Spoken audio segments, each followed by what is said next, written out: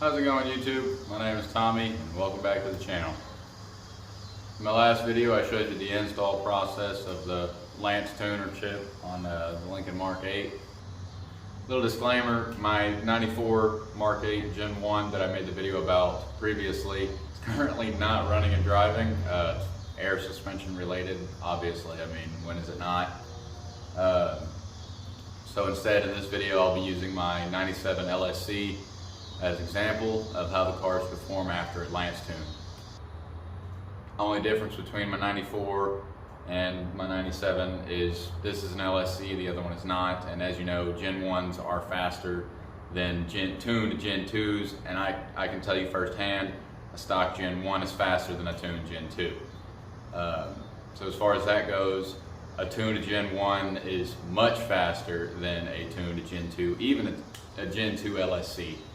If you own a Mark 8 and you're looking to get a tuner for your car, I highly recommend Lance at DFW. You can find him on Facebook. I'll probably drop his link below. Anyway, he makes great tunes. I can tell you firsthand, his tunes are great. I haven't had a problem with them. Now, without further ado, I'll be getting into the video. So as said before, I will be using my Gen 2 LSC. My Gen 1 is currently not running. It runs, it has air suspension issues, as everybody knows these cars do.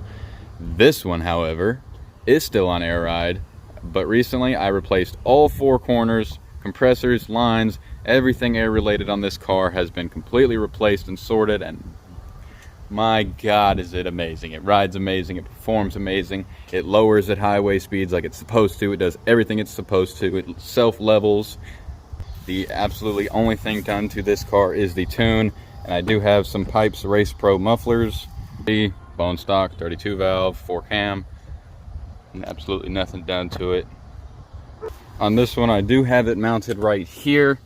I couldn't exactly figure out, and well, I figured it out, but I don't want to risk breaking that wood trim panel or breaking anything else trying to take the center console apart, trying to mount this in the cigarette ashtray like I did on the Gen 1. The Gen 1s are a lot easier. You can literally just peel the center console back and feed the wire through it. It's super simple. On these, you really can't do that.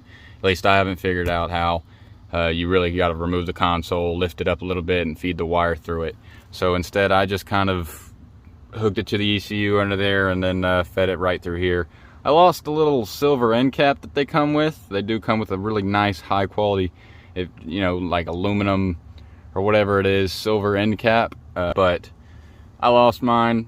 Don't know where it went. It fell off one day, haven't seen it since, but this is where I have mine mounted. I would like to put it in a little bit of a cleaner location, but this will do for now.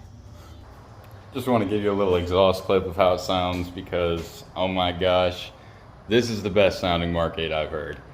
If I put headers on this car, it would sound even better, but it sounds so good.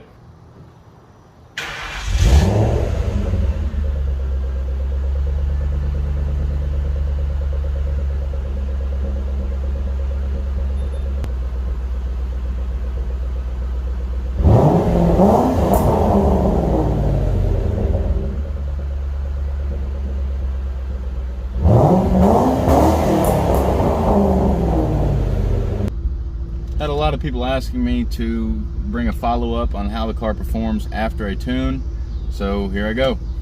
Anyway, driving the Lincoln Mark 8, it is perfectly daily drive. Honestly, it's probably better when it's tuned. The shift points are a lot better. It holds out third gear a lot longer. It doesn't drop in overdrive when you don't want it to drop in overdrive like it does stock, which is annoying as hell. I could not. Oh, C8! Baby blue C8 Corvette. Woo. Anyway, it doesn't drop into overdrive when you don't want it to like it does stock. I don't know why it does that, for fuel economy probably, but yeah, cruising around in this one, the shift points are a lot better. Basically all it really does is it just kind of, say you're accelerating onto the highway, 50% throttle, just kind of trying to get up to speed, normal acceleration. All it really does is it'll just lock the torque converter and hold the torque converter at about 2,500 RPMs, and it shifts smoothly. The shift points are amazing.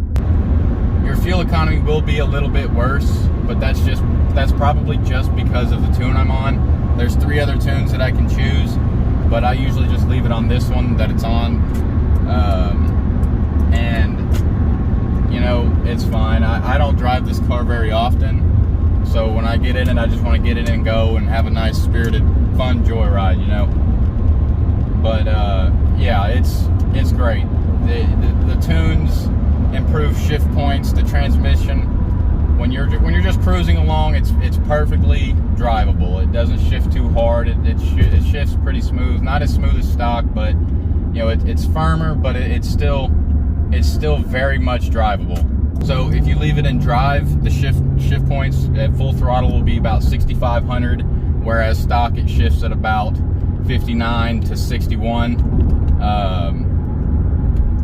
With the tune, at full throttle, shift points are at about 6,500 if you're not shifting it yourself.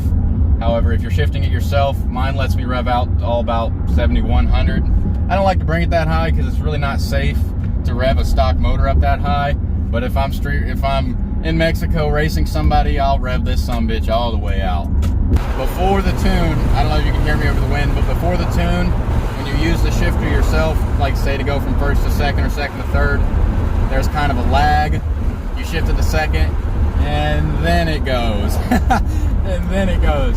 With the tune, when you shift from first to second, it shifts to second. It almost instantaneous, like that. At full throttle, it shifts very aggressively. The rear end will chirp tires. I'd say, according to Lance, you'll gain around 20 to 30 horsepower from these tunes. The butt dyno says correctly. I'm not sure the exact number, but the butt dyno does. The car feels a lot faster after a tune, for sure, without a doubt. I mean, Lance is a good guy. I mean, he really knows what he's doing. He's not one of these fucking eBay tuners that's selling those cheap-ass $60 Yoo-hoos that these teenagers my age, teenagers like me, almost bought. First, second shift, and it's instant. There's no lag anymore. There's none of that. You know, you shift to the next gear and you're waiting, and then it goes to the next gear. I mean, that's just really like a 4R70W characteristic. As I was saying, I mean, you're gonna make more power all the way across the board. Low end, top end, mid range, everything is better. Is that a cop? I don't think so. Damn, hurry up. I'm trying to make an illegal U-turn. Hurry the hell up, shit. Alright, try to give you a little acceleration here. Punch it at about 25.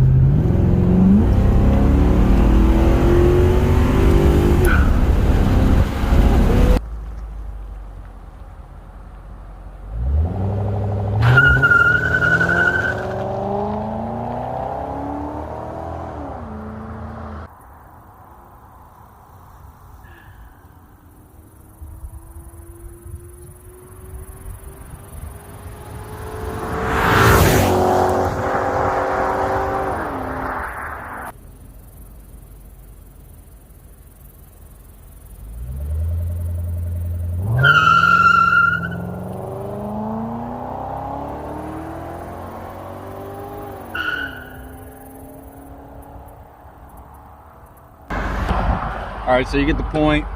Tunes are great, they work great, they perform great. But yeah, I couldn't really get a good launch, but that's just because these rear tires suck. They're pretty old, so I'm thinking of maybe some Mickey Thompsons or something along that sort that I might be putting in the back here soon. But yeah, that's the before and after. Though not really before, but here's the after everybody requested from the Lance tune. They perform great.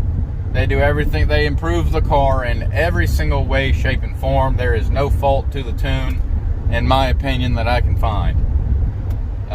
Anyways, thanks for watching, and tune in to the next one.